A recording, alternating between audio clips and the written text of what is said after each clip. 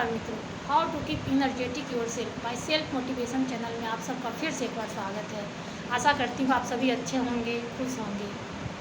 और हम लोग अब अपने टॉपिक की बात कर लेते हैं। आज का हमारा टॉपिक है मौन की महत्ता।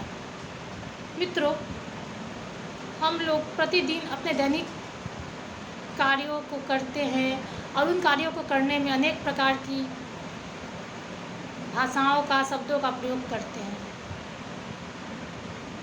लेकिन यदि हम वास्तव रूप में उन्नति चाहते हैं तो हमें मौन की महत्ता को समझना होगा। कोई भी व्यक्ति, परिवार, समाज, देश तब तक उन्नति नहीं कर सकता जब तक कि वो मौन रहना नहीं सीख लेता। मौन रहने से हमारी प्रवृत्तियों का नियंत्रण होता है, हमारी ऊर्जा बचती है। क्योंकि जब हम बोलते हैं, किसी के साथ संवाद स्थापित करते हैं, तो हम शारीरिक और मानसिक और वैचारिक अनेक प्रकारों से अपनी ऊर्जा का अपव्यय करते हैं।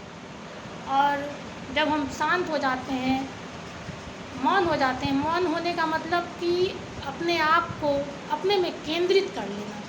तो जब हम अपने आप में केंद्रित हो जाते हैं तो हमारी सारी बाह्य प्रवृत्तियों से हमारा मन हटकर अपने आप में आ जाता है, अपने आप में केंद्रित हो जाता है।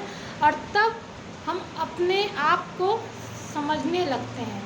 और जब तक हम अपने आप को नहीं समझेंगे तो अब तक हम अपनी ज़रूरत को, अपनी आवश्यकता को, अपने विकास को पूर्ण रूप से करने में सक्षम नहीं हो पाएंगे। इसलिए हमें मौन की महत्ता को समझना होगा। यदि आध्यात्मिक और सांसारिक दृष्टिकोण से भी देखा जाए तो मौन की समान रूप से महत्ता है। हम मौन धारण कर लेते हैं तो हमारी कार्य क्षमता बढ़ जाती है, हम क्रियाशीलता की ओर प्रवृत्त हो जाते हैं, हमारा जो स्मरण शक्ति है वो भी बढ़ जाता है और हम पहले की अपेक्षा अधिक कार्य क्षमता वाले हो जाते हैं और पहले से ज़्यादा हम प्रभावशाली कार्यों को करने लगते हैं। हम इस मौन की महत्ता को अपनी प्रकृति से भी सीख सकते हैं, आसपास की सभी वस्तुओं से, सजीव निर्जीव सभी वस्तुओं से सीख सकते हैं। प्रकृति को के तरफ जब हमारी दृष्टि जाती है तो हमें से सभी देख सकते हैं, अनुभव कर सकते हैं कि प्रकृति की समस्त वस्तुएं मौन धारण किए हुई है। सूर्य, चंद्रमा, पर्वत, नदियाँ, पहाड़, झरने सभी मौन हैं।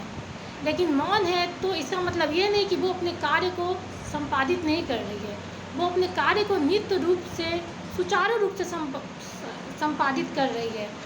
तो उसी तरह से हमें भी मौन धारण करके अपने आप को अंतर्मुखी बना लेना है और अपने कार्यों को नित्य प्रति करना है। और यदि हम मौन धारण करना जान गए तो अंततः हम अपनी उन्नति की ओर अग्रसर होंगे और अपने लिए एक तरह से एक कल्पतरु हो जाएंगे। कल्पतरु कहने का मतलब कि हमारी इच्छा जो भी होगी वो हम स्वयं के बल पे ही पूरे कर लेंगे। हमें किसी और के पास जाने की ज़रूरत नहीं होगी, कहीं और का दरवाज़ा खटखटाने का ज़रूरत नहीं पड़ेगा और हम हर तरह से अपनी उन्नति कर लेंगे। और जब अपनी उन्नति कर लेंगे तो परिवार, समाज, देश का स्वाभाविक रूप से उन्नति हो जाएगा।